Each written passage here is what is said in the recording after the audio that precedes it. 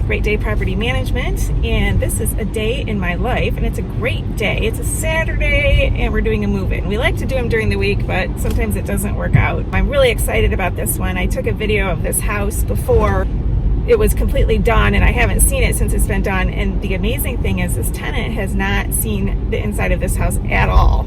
She saw other houses that we have. She could tell that we're not slumlords and that we do a good job with the renovation, so she's very excited to get her name in first to a house that wasn't even done yet. So she put her money down, and then it came time for, we were dealing with Section 8 and the move-in and the timing, and right about the time she was supposed to have moved in, she had a baby.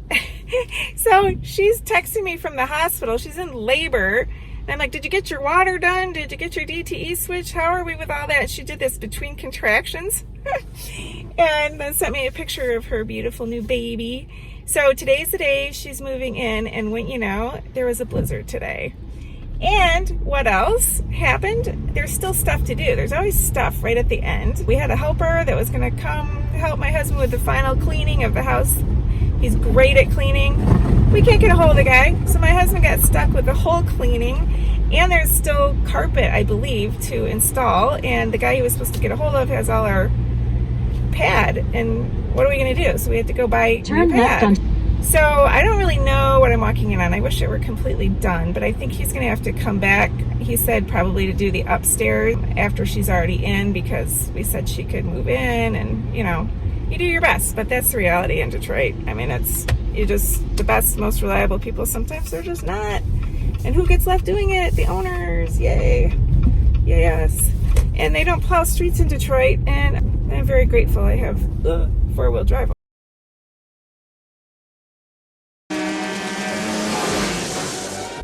I brought Stella with me because I was at the office. I like her keeping me company. Stella, say hi.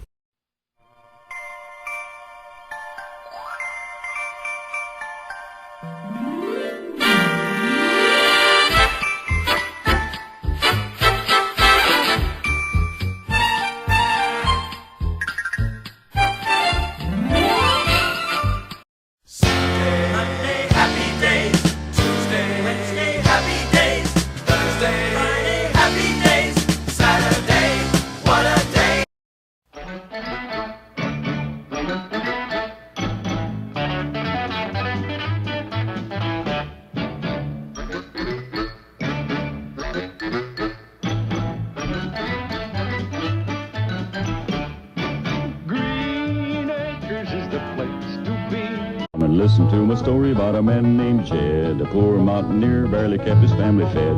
And then one day he was shooting at some food, and up through the ground come a bubbling crude oil, that is, black gold, Texas tea.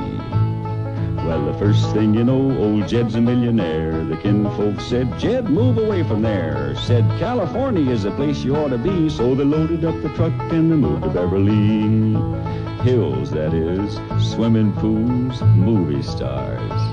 The Beverly Hillbillies. Now this is a story all about how my life got flipped, turned upside down, and I'd like to take a minute, just sit right there. I'll tell you how I became the prince of a town called Bel Air.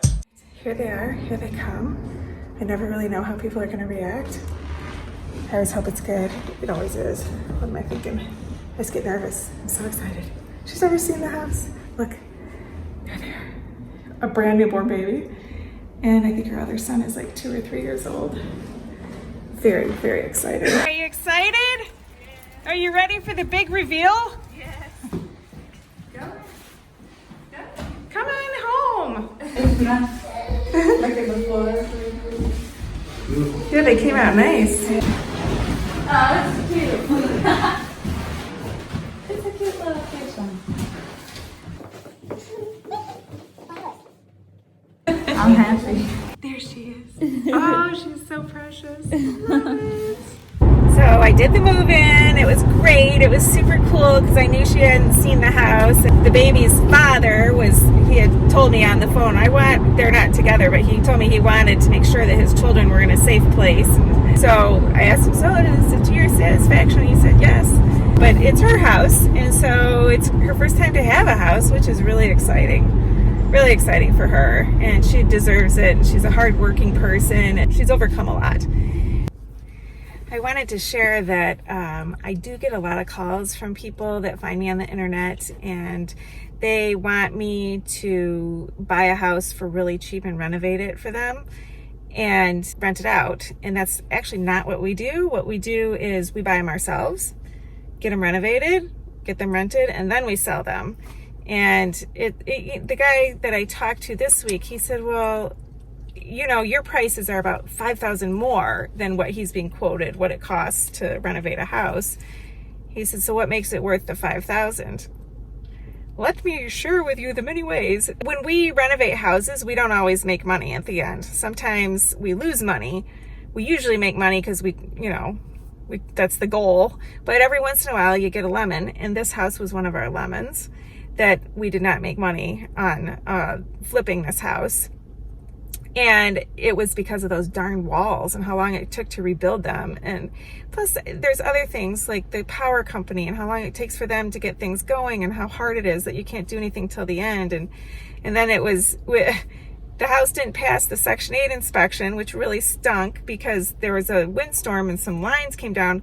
And then we had to get the electrician out. Well, people don't like to work in Detroit because they're afraid they're going to get robbed. So when you find one, it's hard, and you have to you're kind of at their mercy. And we beg them, like, please, you got to get out there. But they don't care about the inspection. They're just like, I don't know, doing me a favor, kind of thing, even though we pay them. But the labor in Detroit is the hardest part and is worth paying the extra money for, because to find quality workmanship in a house is really, really tough. The reason that the labor is hard to find is because of the union. So the union will hire people and pay union wages. And unless you're paying union wages in Detroit, you're not getting quality, because the people in the suburbs are too afraid of getting robbed if they come to Detroit, which is rightfully so. Well, we happen to have one really good crew, and so we don't go through that. And if you're buying a house yourself and hiring a company to renovate it, what we've heard happens to people, they'll buy it and then a couple of things happen. It goes over budget, like maybe they accidentally bought one with bum walls like this one, or it goes way over budget, or they pay all this money to rehab it. They finally come to Detroit and look at the house and nothing was actually rehabbed. Where'd the money go? And we've heard that many, many times. So you really have to trust someone. It's a lot of money to be trusting a crew with. And there's just a lot of bad people in Detroit. I'm sure there's good ones too. I haven't met them that I know of that do, like, where you pay them to renovate. I really couldn't refer people to anyone who does that because it's in so much demand that, it's good luck finding that. But that's what I was telling him. And I told him, he said his deciding factor, I said all that stuff to him, of whether or not he was going to buy houses from us. He wants 5 houses. And the one thing that made him decide to do it was because I told him my husband grew up in Detroit. And I was telling him in Detroit, there's like a sense. You get a sense of neighborhoods. And I don't see what my husband sees. And he'll start describing it to me, and I'll be like, oh, okay, I see. Why this block instead of that block, or why this house instead of that house. He's really, really good at picking areas that are on the way back, that are coming up. In the first area that we picked, it came up like really fast, and we got in early, and we can't buy there anymore. We had like about 40 houses we flipped in that neighborhood, like on 2 streets, within like 3 blocks.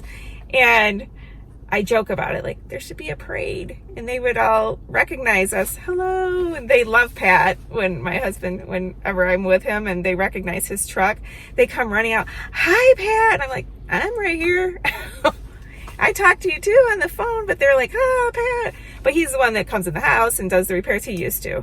Now we have people that do that, but that's kind of funny. But in that neighborhood, we drove the prices up, literally.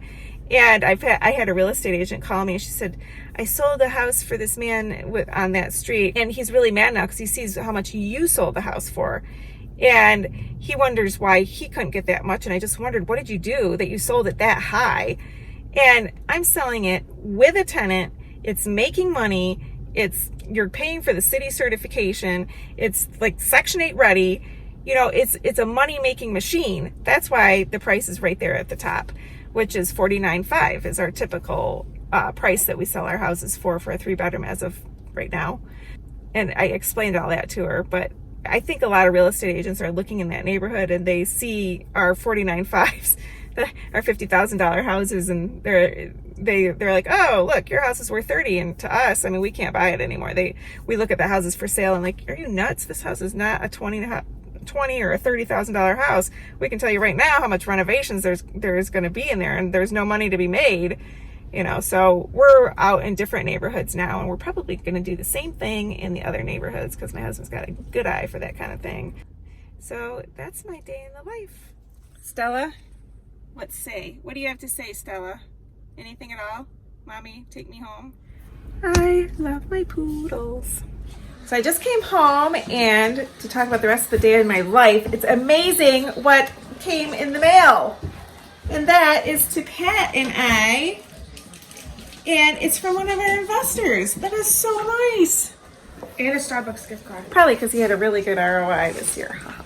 I pick all the investors myself, and I gotta say, pretty good at it. You should stop bragging. It'll just make it more embarrassing for you.